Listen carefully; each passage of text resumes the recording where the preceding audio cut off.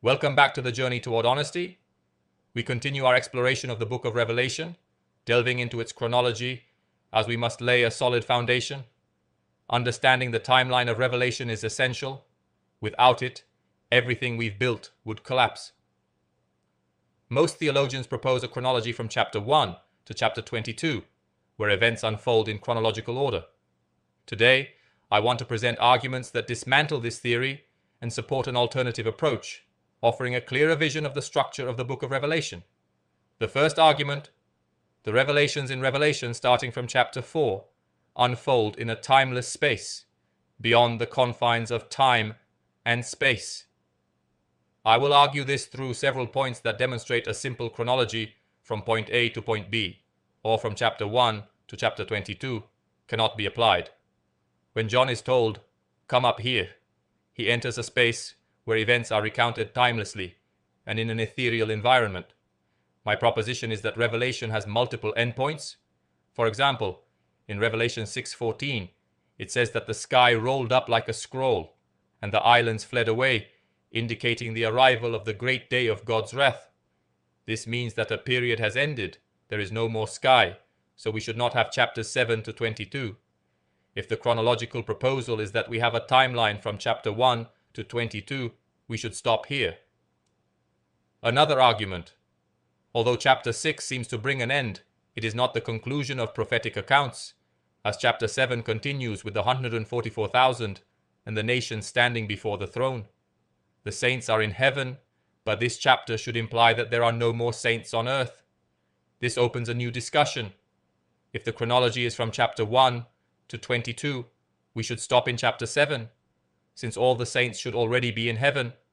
However, the narrative continues with many events, and saints still remain on earth. In chapter 10, a mighty angel places one foot on the sea and one on the land, swearing that when the seventh angel sounds, the mystery of God will be completed, and there will be no more delay.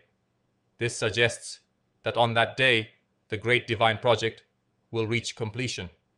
Yet, chapter 11 is not the end of the book of Revelation. We continue with arguments that demonstrate that the chronology is not as proposed by the majority. Chapter 13 tells us that the beast made war and killed all who did not worship its image.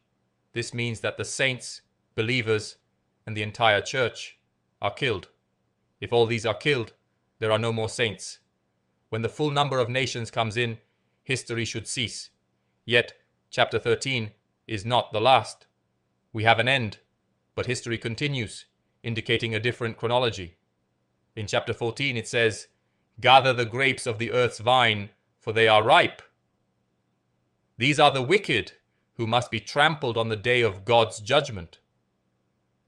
Chapter 14 is not the last, because after it comes chapter 15, where we see the conquerors of the beast glorified in heaven. However, chapter 15 is not the end. After 15, there are still more chapters and accounts. Chapter 16 declares that it is finished.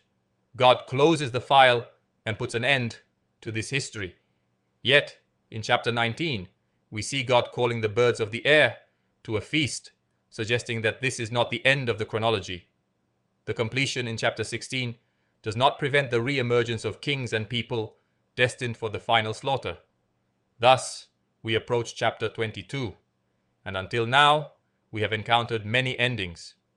We must understand the structure that God intended to identify the starting point from which to build the chronology of events.